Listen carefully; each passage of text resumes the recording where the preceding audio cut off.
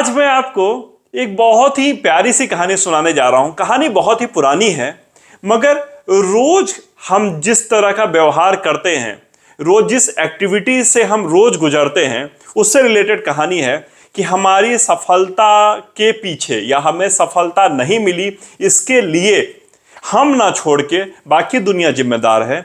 इससे रिलेटेड एक बड़ी प्यारी कहानी है। एक बार की बात है, एक व्यक्ति बड़ा निराश होकर के एक पहाड़ के ऊपर धीरे धीरे चढ़ता चला जा रहा था। कोई उसको हड़बड़ी नहीं थी, क्योंकि वो पहाड़ की चोटी पर जा रहा था और वहां से उसको कूदने का डिसाइड किया था, कूद के आत्महत्या कर लूंगा। जैसे ही चोटी पर पहुंचा, पास में ही एक साधु वहां पर ध्यान लगा रहे थे। उन्होंने कुछ एक्टिविटी देखी तो उसके पास पहुंचे, बोले भाई क्यों यहां ऊपर क्यों आए हो? उसने बोला आपको मतलब मुझसे? उसने बोला नहीं, ऐसे ही पूछ लिया, एक साधु हूं, मैं ध्यान लगा रहा था, मुझे लगा कि तुम थोड़ा परेशान हो इसलिए पूछने के लिए आ गए। बोला आत्महत्या करने आया हूं। बोले आत्महत्या करनी थी तो इतना ऊपर आने की क्या जरूरत थी? कुछ और तरीका अपना लेते, किसी और तरीके से मर जाते। बोला अब ये भी मैं आपसे पूछ के करूंगा, मुझे मरना है, मुझे जैसे मन करेगा वैसे मरूंगा, मैं यहां से कूदूंगा और मेरी मौत गारंटी है। उन्होंने बोला गारंटी मत लो किसी चीज की, पता नहीं तुम यहां से भी मरोगे कि नहीं मरोगे, मगर मेरे पास एक सॉल्यूशन है, यदि तुम ऐसा करो तो हो सकता है तुम्हें मरना ही ना पड़े। उन्होंने बोला बताओ क्या कर सकते हैं जिससे मुझे मरना ना पड़े, मैं जितना परेशान हूं उस परेशानी का हल ढूंढ लो। बोले परेशानी की वजह तुम खुद हो। उसने बोला नहीं, मैं बहुत ईमानदार आदमी हूं, मैं सबका भला चाहता हूं, मैं सबका भला करता हूं, मैं कैसे वजह हो सकता हूं? आज ये स्थिति आ गई है कि मेरे भाइयों ने मुझे धोखा दे दिया, मेरी पत्नी ने मुझे धोखा दे दिया, मेरे माँ पिता मेरे फेवर में नहीं है, पूरा समाज मेरा विरोध करता है, मगर मैंने कभी किसी का नुकसान नहीं किया। और साधु कहते हैं मैं तुम पर कैसे भरोसा कर लूं कि तुम बिल्कुल ठीक हो और बाकी पूरी दुनिया गलत है, सबने तुम्हारे साथ ही गलत किया है। उसने कहा मुझे प्रूफ करवाने की जरूरत नहीं, मैं बोल रहा हूं, आप मानना है तो मानिए, नहीं तो साइड हटिए, मुझे कूदने दीजिए, मैं मरने के लिए आया हूं, जो काम मैं करने आया था वो मैं करके जाऊंगा। साधु ने कहा मुझे 1 साल का समय दे सकते हो, मैं तुम पे ट्रस्ट करता हूं कि हां तुम बिल्कुल सही हो, बाकी पूरी दुनिया गलत है और तुम्हारे साथ जो कुछ भी हो रहा है उसके लिए बाकी लोग जिम्मेदार हैं, तुम बिल्कुल भी जिम्मेदार नहीं हो। उसने कहा क्या करना पड़ेगा मुझे? उन्होंने कहा मेरे साथ चलो, मेरा एक आश्रम है नीचे, कुछ लोग हैं मेरे साथ, कुछ मेरे यहाँ बैठ के ध्यान लगाते हैं, कुछ मेरी सेवा करते हैं, कुछ लोग ऐसे हैं जो मेरे अनुयायी हैं, वहां उनसे मिलवाता हूं, उनके साथ रहो कुछ दिन, हो सकता है कुछ ऐसा हो जाए कि तुम्हें अच्छा लगने लगे, तुम्हें ऐसा लगे कि नहीं, हो सकता है कि दुनिया में कोई कमी हो ना, तुम्हें ही सुधार की जरूरत हो। मैं ऐसा नहीं कह रहा कि तुम गलत हो, मगर फिर भी एक ट्राई करके देखते हैं। तुमने मरने का तो डिसाइड कर ही लिया है, 1 साल थोड़ा डिले कर लो मरने का, नहीं पसंद आएगी बात तो मर जाना। उसने कहा ठीक है, उसको लगा बात तो सही है, 1 साल के लिए टाला जा सकता है मरना, चलते हैं इसके साथ, देखते हैं क्या होता है। और नीचे आश्रम में उसको लेके आए, डिफरेंट डिफरेंट तरह के उसको काम दिए गए, जिसको कि करने के एक लिमिटेड टाइम ड्यूरेशन दिया गया कि इतने देर में इस काम को पूरा करना है। कुछ काम को कर पा रहा था, कुछ काम को थोड़ा सा डिले करके कर पा रहा था, मगर लगभग चीजें वो कर पा रहा था। धीरे धीरे उस साधु का उस व्यक्ति पर ट्रस्ट बढ़ने लगा और उन्होंने बोलना भी शुरू किया कि हाँ तुम आदमी ठीक हो, तुम हो भरोसा करने लायक, तुम भरोसेमंद आदमी हो सकता है कि तुम्हारे साथ लोगों ने गलत किया हो, मगर अभी भी मेरे कई टेस्ट बाकी हैं जो मैं तुम्हारे साथ करने वाला हूं या करूंगा, उन सब में यदि तुम सही निकले तब मैं मान लूंगा हाँ तुम आदमी बिल्कुल ठीक हो, तुम्हारे साथ ही गलत किया गया है। उसने कहा ठीक है, आपको पूरा 1 साल का समय दिया है मैंने, आपको जितने कोशिश करनी उतना कर लीजिए, मैं हर चीज में आपको प्रूफ करके दिखा दूंगा कि मैं बिल्कुल ईमानदार आदमी हूं, मैं कभी किसी का गलत कर ही नहीं सकता। एक बार साधु ने कुछ इस तरह का सीन क्रिएट किया कि वो जंगल में गए अपने अनुयायियों के साथ, इसको भी साथ में रख लिया, और जंगल में कुछ ऐसे लोग उन पे हमला कर दिया जिसको देख करके बाकी जो अनुयायी थे सारे भाग खड़े हुए, मगर इसने उन लोगों से जमकर लड़ाई झगड़ा किया और साधु को बचा करके अपने आश्रम में वापस ले आया।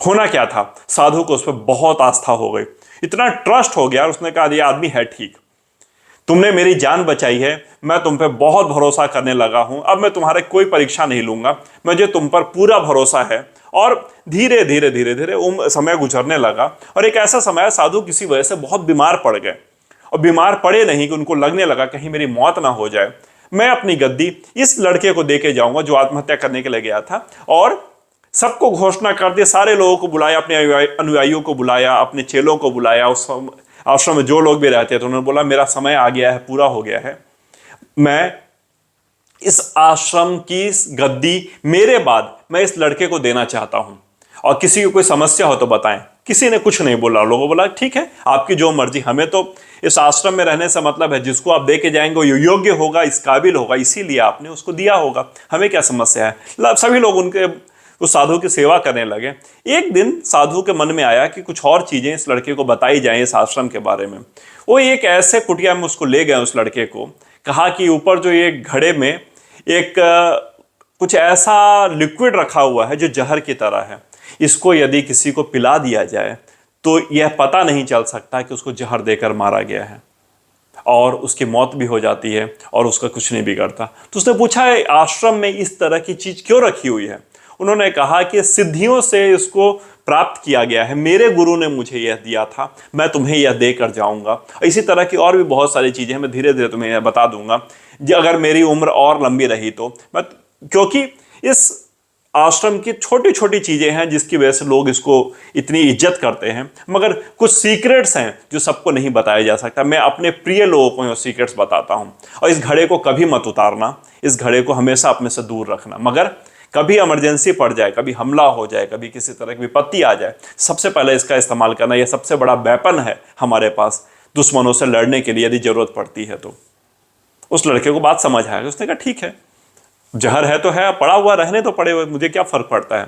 धीरे धीरे साधु की तबीयत खराब होती चली गई। अब इस लड़के के मन में उस गद्दी को पा लेने की इच्छा जागने लगी।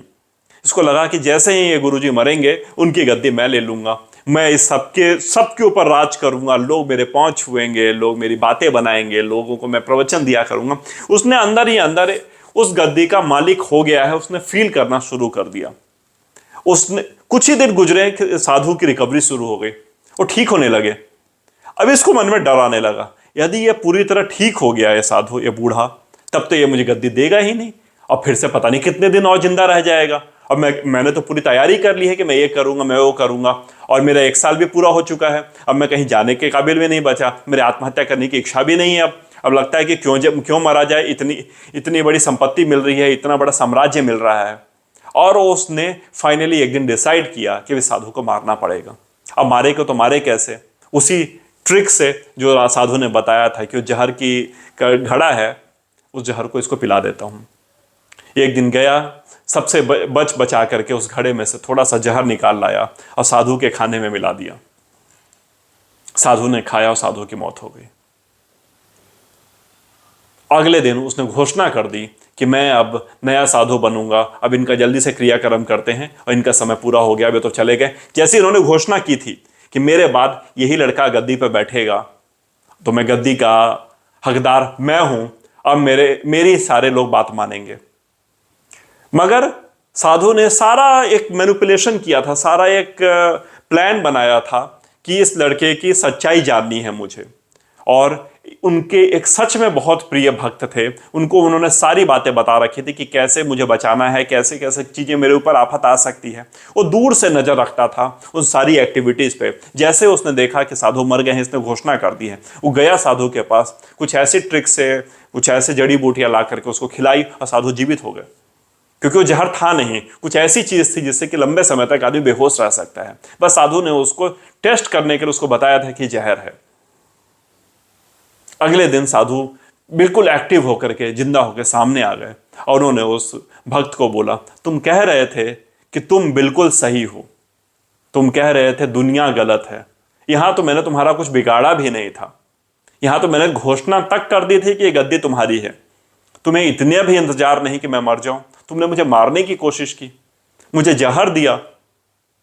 उस लड़के को समझ आता है कि नहीं, ये गलत हुआ उसके साथ। उसने माफी मांगी, मगर साधु थे, उसने माफ तो किया नहीं उसे, उसको उस आश्रम से निकाल दिया गया।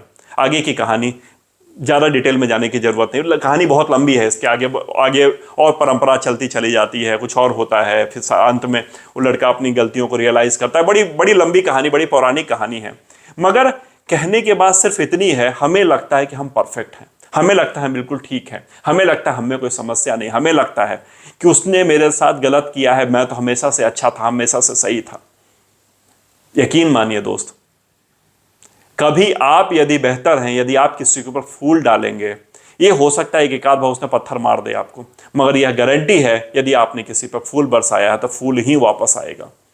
ये गारंटी है कि यदि आपने किसी की सेवा की है, किसी को दान दिया है, तो दान ही वापस आएगा, सेवा ही वापस आएगी।